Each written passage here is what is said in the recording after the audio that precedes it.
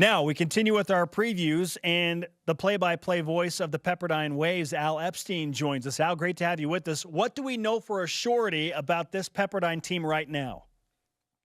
Well, nothing is for sure, guys. With Pepperdine, they've had last several years have been kind of up and down, to say the least, with all the injuries they've had. But I think one thing you'll see in this basketball team is that they are offensively a much better basketball team. They actually lead the West Coast Conference in three-point field goals made, which that has never happened with them over the last several years. They're averaging better than 9 a game. The one thing about Pepperdine, they're extremely young, 7 freshmen. But the other thing is they're finally healthy, which is kind of nice for the first time all season long. And they get a player like Cameron Edwards back, who's a 6'6" junior forward who missed 10 of the 14 games, and certainly he would have made a difference for this basketball team going forward. But he should be a key to this year, and I think the Waves are very excited about this coming campaign. With the new league setup, everybody plays 2 teams just once, and BYU plays at Pepperdine, where the Cougars have lost 4 of the last 5. So we thought that was a little unfair, but that's okay.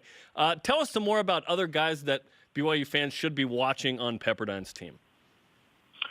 Well, for the Waves, I think their sophomore point guard, Kobe Ross, who's putting up incredible numbers.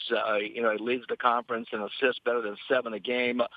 He's averaging almost 20 points a contest. This is a 2-time Colorado State Player of the Year, was not heavily recruited.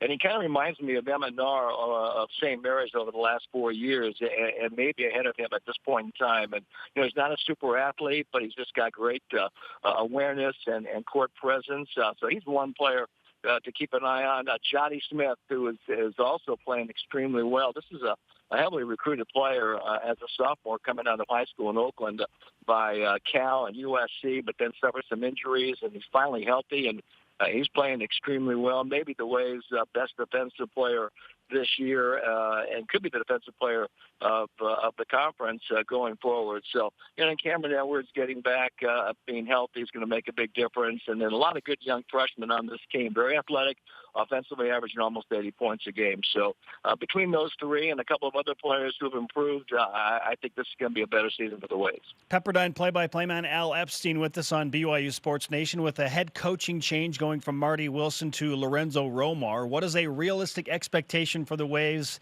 in terms of a finish in the WCC this season? Well, in all honesty, I think this team is probably a year away from really contending for the upper division. But this season, I think realistically, 4, 5, or 6. I think at the start of the year they were picked 8th, but with the team that's finally healthy and finally getting the pieces in place, I think 4, 5, 6 is certainly realistic. I think Gonzaga certainly would be the clear favorite, but I would be surprised if they go unbeaten. I think the league is as strong as ever, in 2019.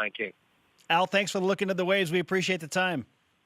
All right, thanks, Spencer and Jim. Thank you, guys. We'll look forward to seeing you guys down the road.